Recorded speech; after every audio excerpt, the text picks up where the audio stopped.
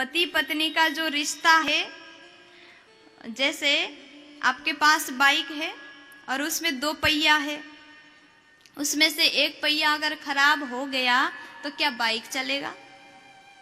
नहीं। उसी प्रकार दोनों में से एक खराब निकले तो जिंदगी बर्बाद है, गृहस्थ आश्रम नहीं चलेगी। इसीलिए झगड़ा मत करिए सबसे पहले तो।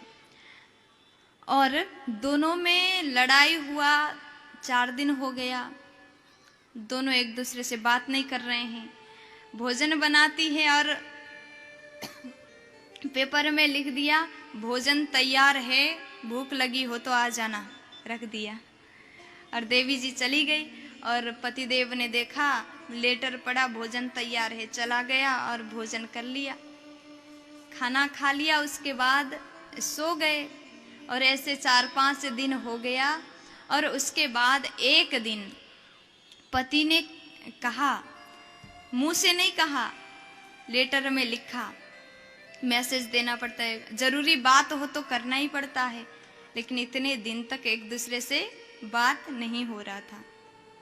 तो उसने लिखा सोते वक्त, कल सुबह 5 बजे ट्रेन है और मुझे जगा देना 4 बजे, नहीं तो गाड़ी छूट जाएगी। और रख दिया, टेबल में रखा और पतिदेव सो गए।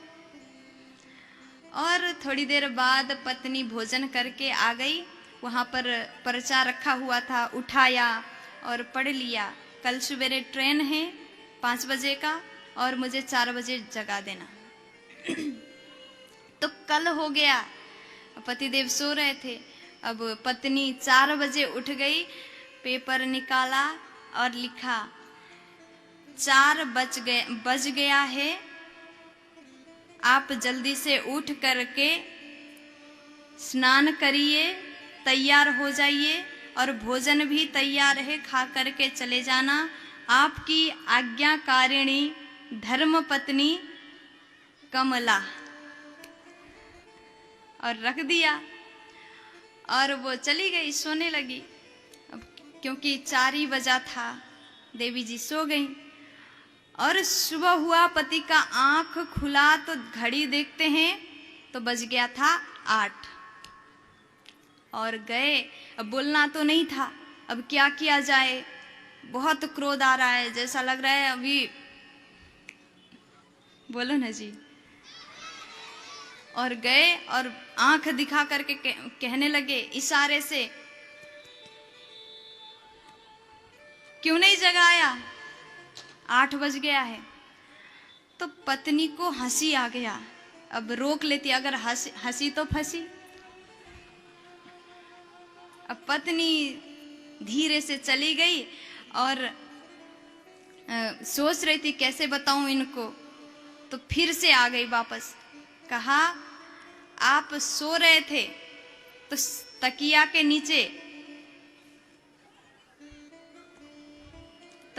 नीचे रखा है। पति चला गया और तकिया उठाया, वहां पर्चा था, लिखा था 4 बज गया, भोजन कर लेना, सब तैयार है, 5 बजने वाला है, नहीं तो गाड़ी छूट जाएगी, आपकी आज्ञाकारिणी धर्म पत्नी कमला।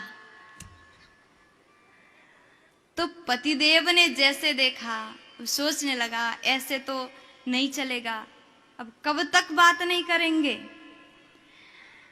और फिर से वो सहेली आ गई, उसको पता चल गया, सहेली को सब बताती थी वो, और उसको पता चल गया, कहने लगी वो सत्संग हो रहा है, वहां जाकर के अगर सुनोगे तो सुधर जाओगे, गृहस्थ जीवन तुम्हारा सफल रहेगा, नहीं तो रोज के झगड़ा से तुम्हारा ही नुकसान है।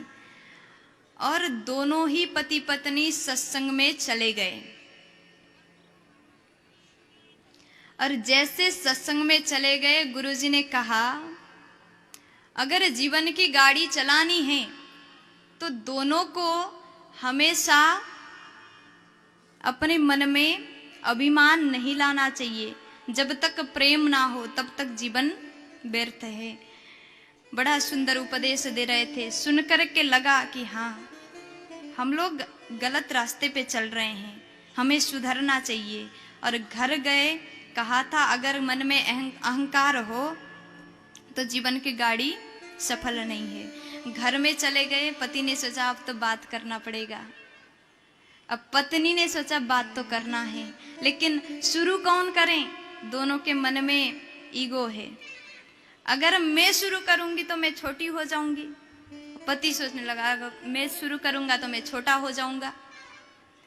और ठंड था, सर्दी में, गांव में पहले के जमाने में वो लकड़ी जला करके ऐसे हाथ को सिकाते थे।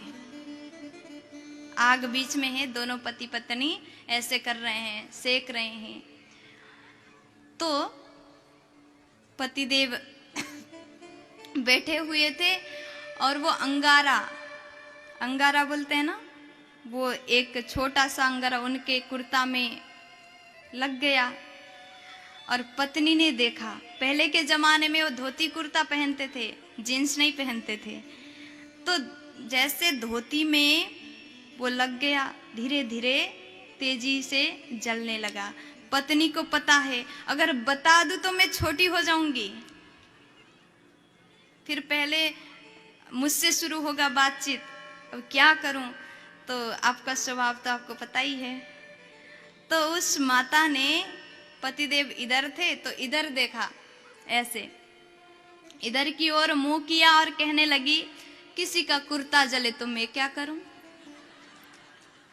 किसी का धोती जले तो मुझे क्या करना। तो पति ने जैसे सुना चारों ओर देखने लगा, यहाँ तो कुर्ता धोती वाला कोई नहीं है। और नजर नीचे की ओर गया तो धोती जल रहा था, और जल्दी जल्दी से कैसे कैसे करके आग को बुझा दिया। और जा करके सोच रहा है अब तो बोलना पड़ेगा, इसी के कारण बच गया, नहीं तो आज खुद ही जल जाता। प्यार से बोलो। अब पतिदेव गए और कहा देवी जी आई एम सॉरी। कभी भी झगड़ा हो समझ जाइए, ये तो बहुत जिद्दी हैं। माताओं के स्वभाव को तो सब जानते हैं, बात नहीं करेंगी, आपको ही सॉरी बोलना पड़ेगा, बोल दीजिए ना।